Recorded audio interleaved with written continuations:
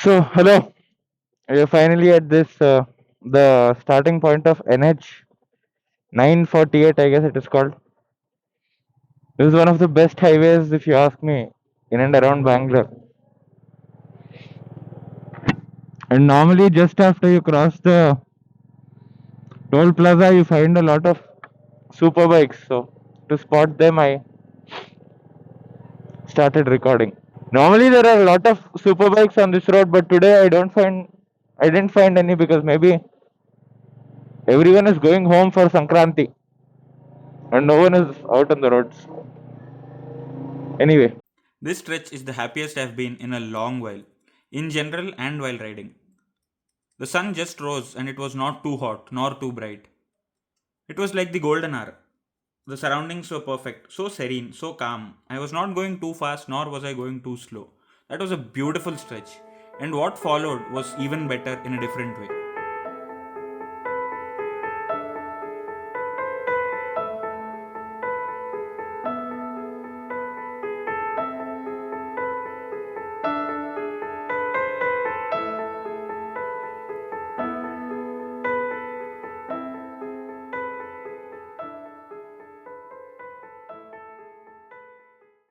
why is there a speed breaker, man? Come on, that was such a sexy run we had, and suddenly there is a speed breaker, and we slow down.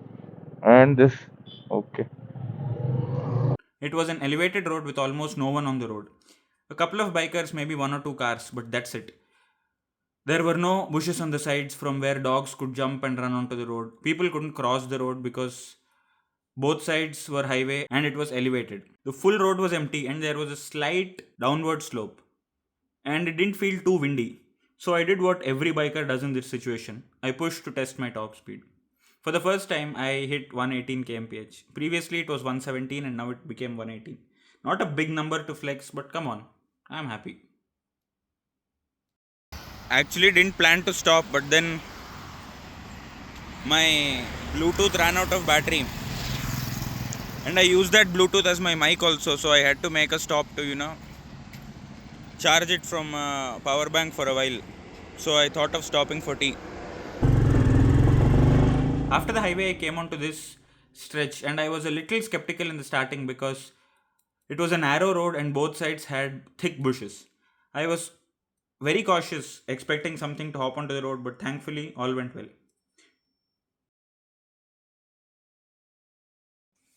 Then, after losing my way and asking a couple of locals around, I finally came to where I actually wanted to be.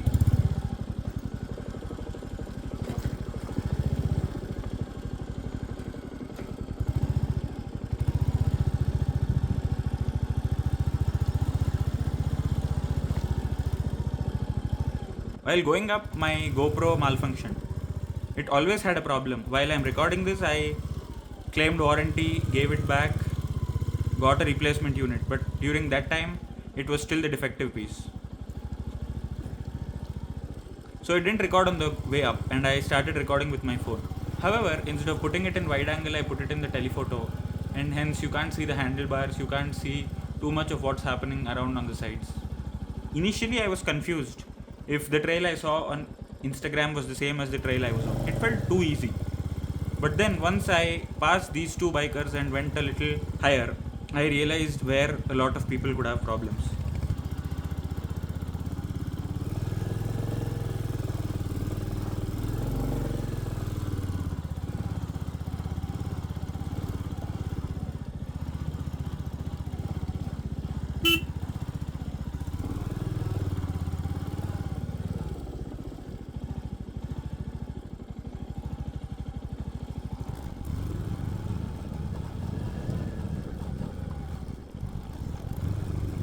Maybe a Scrambler or a Himalayan or even an Expulse or even my Meteor with more knobbier tires could have passed this very easily. But I don't know if it's my skill issue or the tires not being too helpful. I got stuck in this sand here.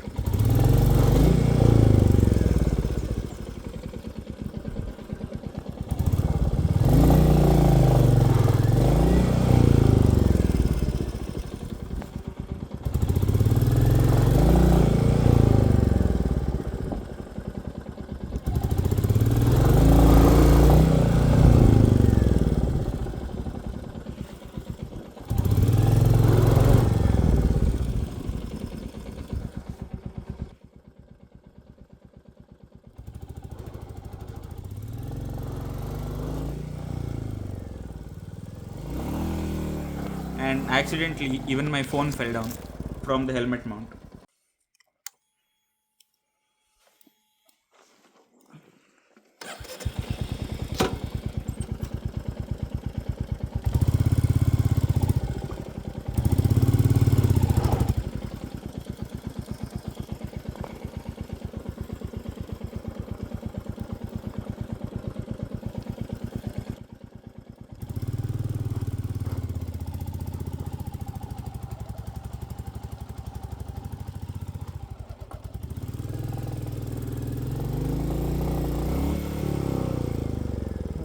यार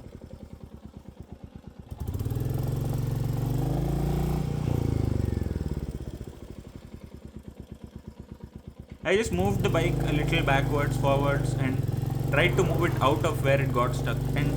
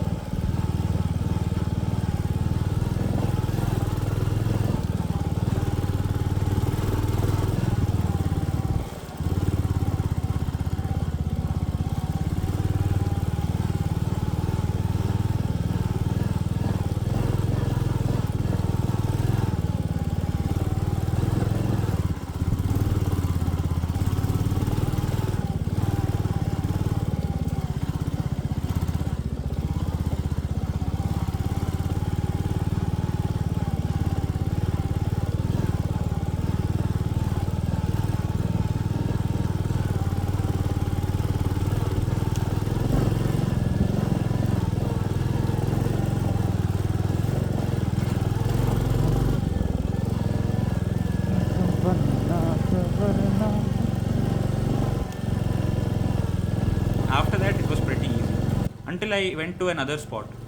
There it was sandy again, and this time I was stuck in a weirdly perfect way.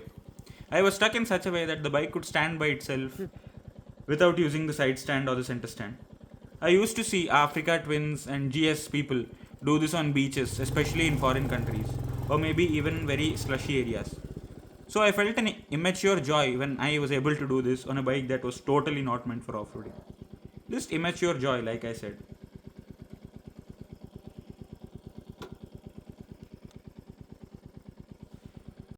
so I've successfully held my bike in somewhere in the sand. It got stuck here, and you can see I didn't even put the stand on. It is just balance based on the wheel. And I'm curious how this terrain is further, so that I can put a stone or something and then try to go up or decide if it is enough for today and go back. But even that, within 2 to 3 minutes, I just moved the bike around, pulled it back, pulled it forward, pushed it forward, all that stuff. And then I was able to get ahead. However, after this point, I stopped recording because I just wanted to get on the top. And See, the thing is majestically standing there in the mud. I just sat there on top for a couple of minutes, took a few photos, and then started back on my way down.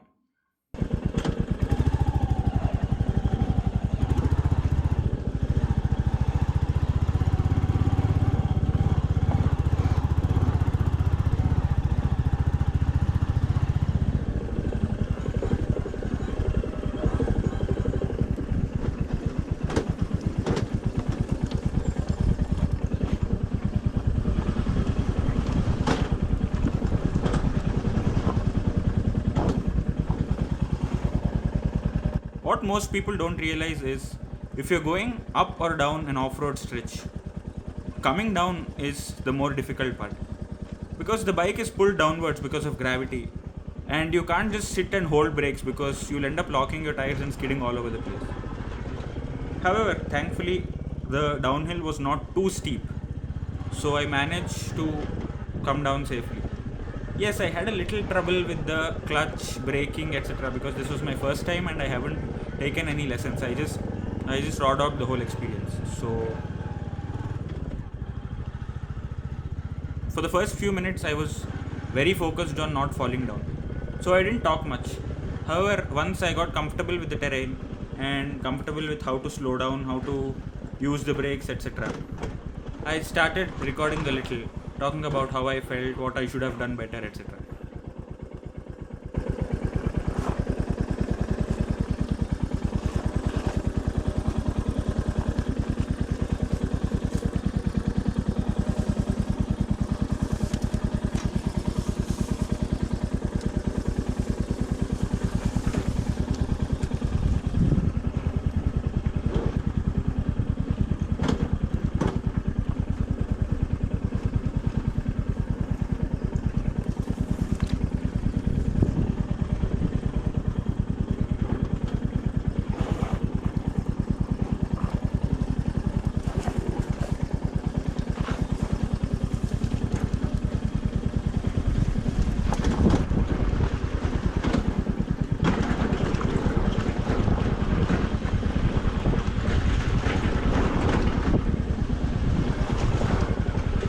अरे यार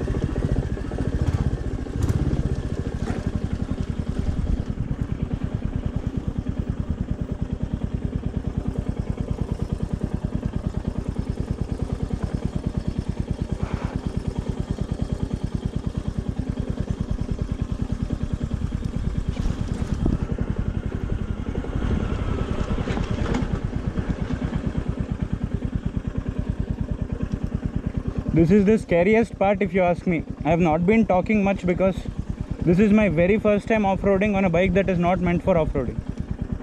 And by that I don't mean this is the first time off-roading with a non-off-road bike. This is my first time off-roading plus I don't have an off-road bike.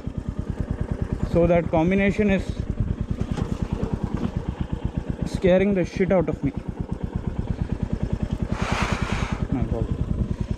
Thankfully we are still recording. I missed recording the ascent part because the GoPro, oh my God, heated up and didn't let me record.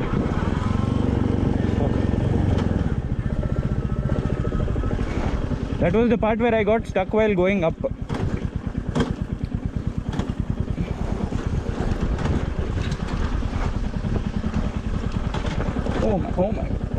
Oh my God. Also this is a, I have to stop. Also this is a test for the tank bag. You can see I've been jumping around all over the place and the magnets are still holding together. I think there is one more sandy stretch which is scary, and after that we are done. I don't know what is that sound. I think it is the ABS kicking in whenever I try to hard rear brake. So I think I'll put my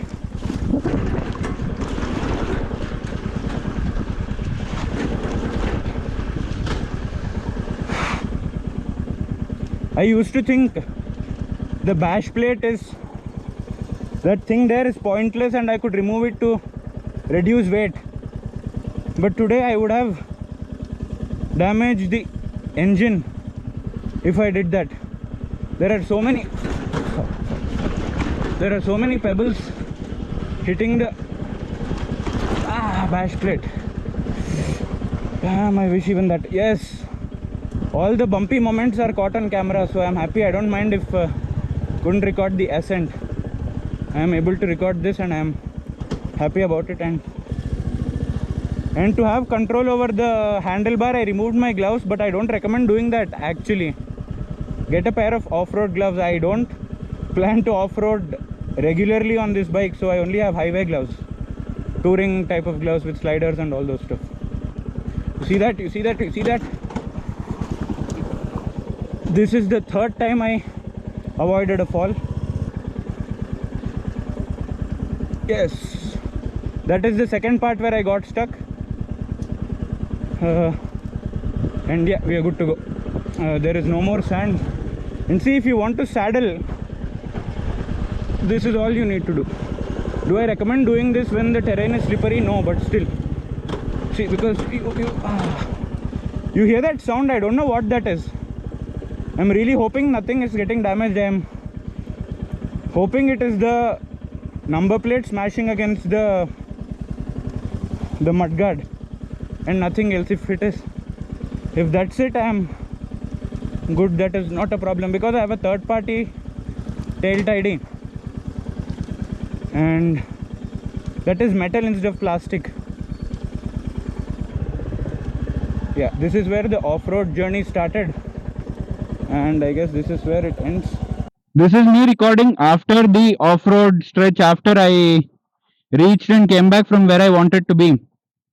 I saw a reel from this guy called Eka Pritish on Instagram. I really love his page. I follow his page. So he posted a video of him off-roading near this place on his Scrambler 400X. And my dumbass decided to think that it is okay to off-road in the same place with a Meteor. And the outcome was pretty good also. The only issue were the tires. The tires just spun in one place. So I really have to learn how to brake off-roads. I am just pulling the clutch, trying not to hold the clutch. Rear brake. The rear brake seems to have that ABS flutter all the time. The front brake, I mean, all the weight coming in the front brake doesn't seem too comfortable. The rear wheel is all over the place, like I told you while I was actually going down. That guy was wheeling a fucking scooty. What the hell is wrong with India? So my front wheel and rear wheel were like totally different things. And right now I thought I'll have brake fade. Maybe I misunderstand the term brake fade, or I don't know what brake fade means, but we don't have a lot of brake fade. The braking is working perfectly. I thought if you hold the brakes for a long time, the brakes get heated and don't have the bite. But maybe I didn't heat them up enough. Maybe my braking was good. I actually have no clue what I did. I am able to brake now, and that's all that matters. So thank you guys for watching. I don't really do this, but I think if you can subscribe, it will be really helpful. Drop a like. That's it. Bye.